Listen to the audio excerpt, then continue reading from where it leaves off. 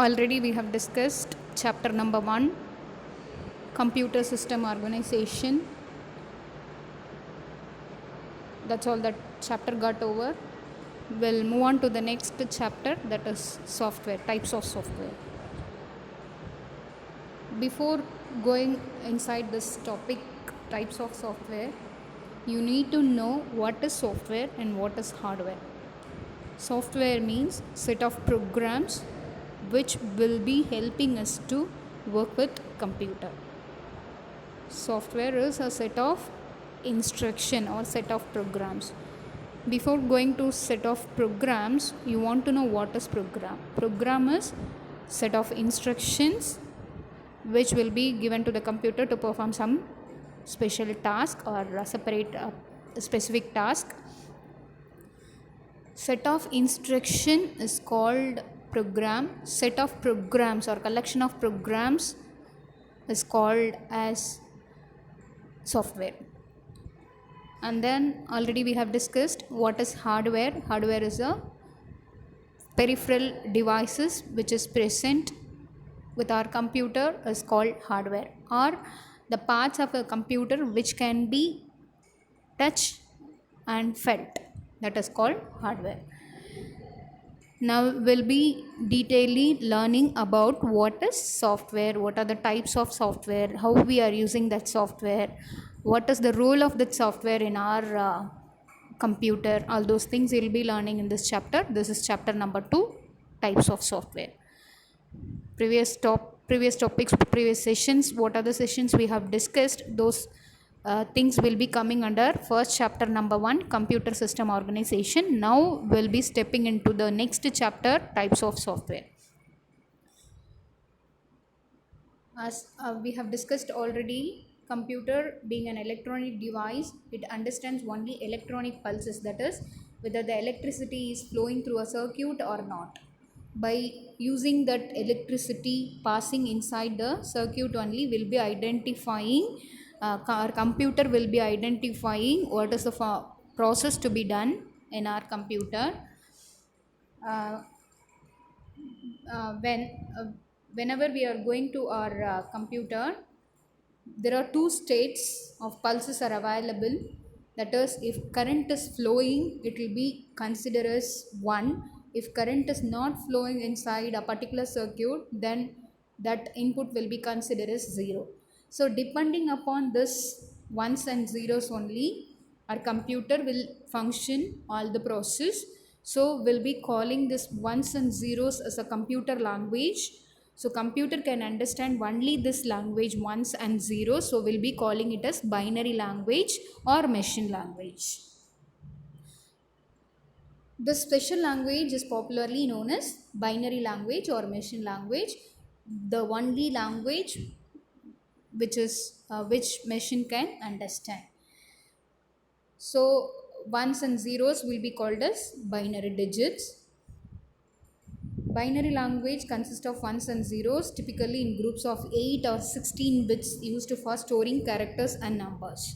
So whatever input it may be, that input will be stored in the form of either 8 bits or 16 bits with a combination of ones and zeros.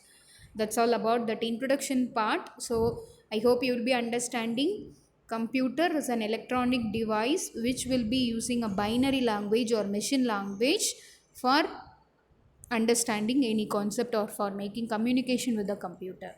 Now we'll move on to the next topic, interacting with hardware. Just look at this picture. Our hardware is present inside, user is outside. Now how to communicate with the hardware? By the user.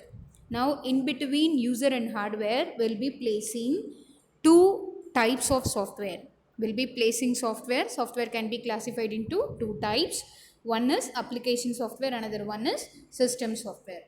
See, as I said already, set of instruction given to the computer is known as program. Set of programs that governs all the operations of computer system and or its related devices is called software. The definition of software as well as the definition of programs is given above to the picture. An order of set of instructions given to the computer is known as program. set of programs that governs the operation of computer system and or its related devices is known as software. Now in between our hardware and our user will have software. That software can be classified into two types. One is application software, another one is system software. Just for your easy understanding, I am displaying this picture. In between user and hardware will have software to make a proper communication between hardware and the user. So that software can be classified into two types. One is application software, another one is system software. Look at this picture. Types of software, it can be classified into system software and then another one is application software. Under system software, what is the system software? A software which will be functioning only for the system purpose. Okay, not for the user purpose. It will be running or executing or functioning only for our computer related process. That software will be called as system software. A software which will be functioning only for the computer process, then it will be called as system software. A software which will be used by the computer is called system software. A software which will be used by the computer, which is called system software. A software which will be used by the user, then that software will be called as application software. This system software can be classified again. Let me show few examples of system software. One is BIOS. BIOS we have discussed already. And then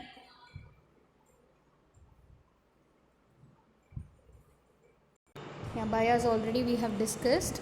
Basic input output system. Whenever we are doing booting process, automatically BIOS will be functioning. We have discussed this concept already. This is one of the system software. Similar to that system software, we have operating system, device drive, language processor, all those things. We'll be learning all those things in detail in this chapter. Before that, do you know what is BIOS, basic input output system? Whenever we turn on the computer, automatically our booting process will happen. At the time of booting process, our BIOS program will be enabled. It will be checking all the devices whether it is functioning properly or not. Already we have discussed in chapter 1, computer system organization. That is one of the system software. Similar to that, we have computer, that is operating system, and then device, drive, language processor, all those things. Now we'll move on to the next, application software. I hope everyone used a lot of application software. Can anyone say which software will be used by us? Yeah, very good. That is MS Office. Everyone is familiar with this MS Office. Everyone would have worked with MS Word, MS PowerPoint, MS Excel, all those things. So all those things will be called as application software. Under this application software, again we'll have two classification. One is general purpose, another one is customized. That will learn further. Now you just understand application software is a software which will be used by the user. The few examples of application software is word processor, that is only our MS Word document, spreadsheet, that is our Excel, and then presentation, that is our PowerPoint, database, that is MS Access. So these are the application software, a software which will be used by user. These are the different types of application software. Now we'll move on to the detailed description of each and every software, that is system software and application software. Initially, system software. The functions of all physical components of computer systems are guided by some instruction or program collectively known as system software. That is, what are the components present in our computer which will be taking care, which will be controlled by some programs. That programs will be called as system software. In our computer, all the physical components will be controlled and taken care by few softwares. That softwares will be called as system software. The system software control all the internal activities of our computer. Whether the parts of the computers are attached properly, whether it is functioning properly, whether all data are transferring properly between that hardware and the all the component in our computer will be taken care by our system software. The major activities of our system software is it will be reading the instruction and data through some input devices. After reading the data, that our data will be in our English language, because we know only English language, so we'll be giving information or instruction only using English language. So if you are giving English language as a data input, our computer will not understand that English language. This should be converted into binary code. So after reading the data or instruction through input device, the data will be transferred to translate into a computer understandable language. Similarly, if computer is giving output, that output will be converted from binary language, that is machine language, to the user understandable language. Actually, user understandable language will be called as high level language. That also we'll be learning in detail later. Now you just understand, computer will be receiving input as well as producing result only in the form of machine language, that is binary language, that is ones and zeros, which language cannot be understood by the user. So we'll be placing a translator to convert that binary language into user understandable language. Our system software will read the instruction from the input device. After reading the instruction, it will be converting that instruction into a user or computer understandable form. After that, it will be controlling all the devices which are attached with our computer, and it will be processing the process, and it will be generating the output. So these are the functions, activities which will be taking or performed by our system software. You can remember all these points very easily. Initially, if you want to perform any process, you want to read the instruction from the input device and you want to translate that machine language into user understandable language. After converting into user understandable language, you want to process that data.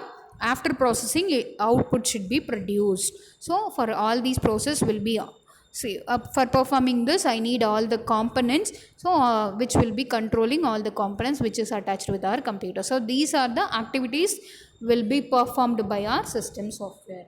And then next, one of the important system software is operating system. OS stands for operating system. Operating system is one of the system program which will be controlling and which will be coordinating all the operations of our computer system. We can call it as operating system will be acting as an interface in the sense intermediator between user and the computer. Actually, we'll say definition of operating system is one of the system software which will be controlling and coordinating all the operations of our computer system, as well as it will be acting as an interface between user and the computer, and it will be storing or installing all the it will be storing or installing on the hard disk or any other external storage where this operating system will be stored. It will be stored in our hard disk or external other storage devices. And then when we switch on our computer, this is the first program will be executed after BIOS.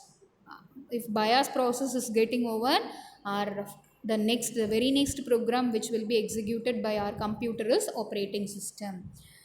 Why we need this operating system? It provides a software platform on which other programs called application programs are run. It will be a platform to run other things. Look at this picture. See, we have application, monitor, keyboard. All these things will be controlled and coordinated by using this operating system. What are the major functions of operating system? The major functions of operating system are device manager, that is, it will be communicating with the hardware and attaching all the device attached with the devices, communicated with hardware and the attached devices. So it is called device manager. Memory manager, it will be managing the different types of memory. Interface manager, it will be acting as an interface between user and the system. Program manager, it will be providing a structure of accessing and application programs. Task manager, it will be manipulating all the programs. File manager, it will be managing all files, folders and all those things. Network manager, it will be managing all the network connections, either it may be local area or network or wide area network. Next, security manager, smart OS also provide minimal security to provide computer system authentication through username and password. Whenever we are turn on our computer, username and password will be asked, that will be implemented by using our security manager. So these are the things will be managed by our operating system. Initially, device manager, memory manager, program manager, task manager, file manager, network manager and security manager. So our operating systems, these are the major functions of our operating system. Next one is user interface. As we have said already, if any user wants to interact with any software through our operating system only, user can interact. So the interface may be a text based or it may be a graphical based. Just if I need to open a file or if I need to open a folder, we'll be placing our mouse on the folder and will be double click on it. It will be called as just one of the interface. That is, our operating system will provide all those things. So if it is command interface, instead of clicking, instead of moving the cursor, we need to type the command for opening a folder, then it will be called as command interface. So we can perform any operation based on two things. One is text based or graphical based. So this user interface can be categorized into two types. One is character user interface, another one is graphical user interface. As I said already, character user interface means we'll be typing the command. If I need to open a folder, we'll be opening a command prompt. In that, we'll be typing a command, open folder name. That is one procedure. Another procedure is will be moving the cursor and will be double click. That is called graphical user interface. So operating system can be classified based upon two things. One is command user interface, another one is character user interface based upon the processing. If it is character user interface, actually we need to type all these instruction inside the prompt, and like a proper command or proper syntax to be used, and we need to type everything and we'll be getting the result. It's not an easy task because we need to remember all the commands and we have to give the commands properly. So it is very tough to remember. It's not user friendly. The example of this command based interface, that is character user interface operating system, is disk operating system. It's available with Windows also. If you are opening command prompt, command window, just click on start, go to run. After click on run, if you type cmd, automatically command prompt window will be opened. In that you can type the command like help, or if you need to change the directory, that is if you need to change the folder, if you are giving cd folder name, if you are giving, it will be moving, like you can do all those things instead of using mouse. That is called character user interface, that is disk operating system. Now also it is available along with our Windows operating system. Everything we need to give a proper command. It's not a user friendly. Look at this, like this command prompt you will be getting. In this you can type whatever command you want to perform and you will be getting the result. Next we'll move on to the graphical user interface.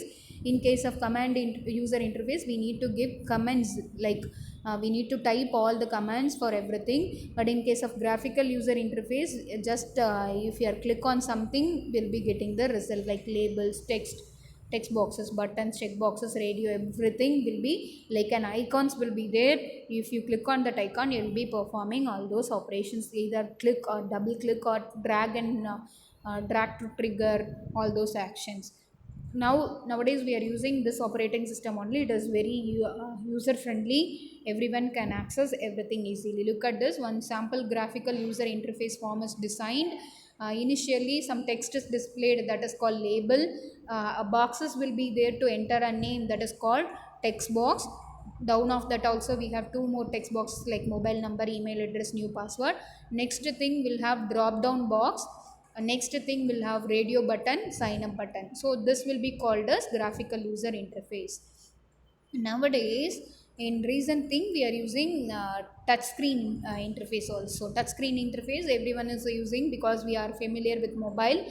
So in case of mobile, we have touch screen operating system, that is our Android operating system or iOS. All those things will be called as touch screen operating system. I hope you will be understanding all these different kinds of software in a little bit like in depth. We'll be learning in next session, like what is that, BIOS already we have discussed, device, drive, language, processor, application software, utility software, customized software, developer tools, compiler, interpreter, language, processor. All those things we'll be learning in the next session. Now in this today's session, I thought of explaining you only what is software, what are the different types of software, and then what is operating system, what are the major functions of operating system. Only I have planned, I have completed explanation. If you have any doubt, you just ping me in my personal number. Thank you. Take notes properly, maintain your notes properly.